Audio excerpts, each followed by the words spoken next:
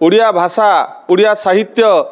जो समृद्धि करने तार विकास करने छात्र छात्री मानक मध्य उन्मादना सृष्टि करने ये जो कार्यक्रम नहीं ये हूँ अत्यंत सुंदर होती जो आमर विश्व ओडिया सम्मिलनी परिप्रेक्षी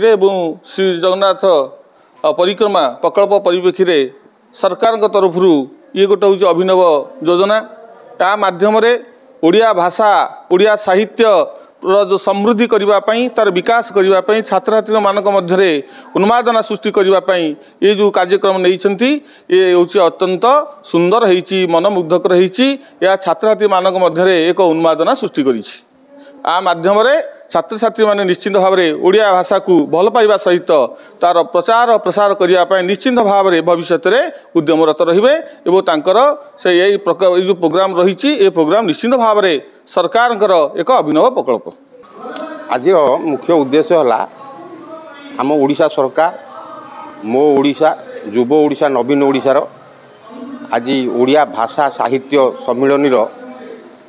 उद्घाटनी उत्सव तेणु आम पिलाने बहुत खुशी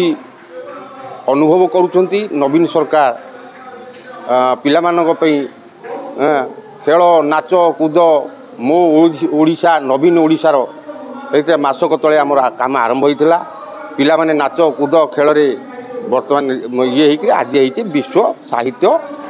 प्रतियोगितार उद्घाटनी उत्सव साहित्य प्रचार प्रसार तो प्रोग्राम आरंभ होती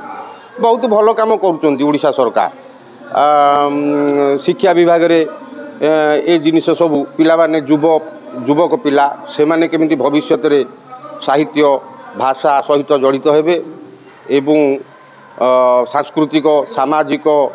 कार्यक्रम रे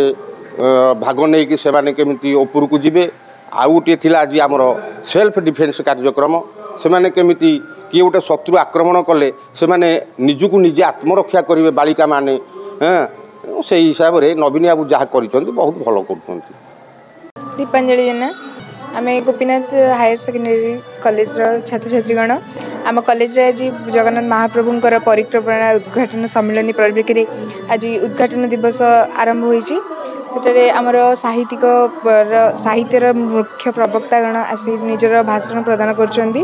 पिलामानंको साहित्यर आम निज मातृभाषार महत्व बुझा चेष्टा कर नुआ ओडिशा नवीन ओडिशा तरफ गोटे भल कार्यक्रम जहाँफल पिलामाने निज मातृभाषा प्रति निजर भल पाइबा मातृभाषा को जो मैंने अणदेखा कर मातृभाषा प्रति आकृष्ट हेबे याफल आम मातृभाषार उत्तर उत्तर उन्नति हो चलो।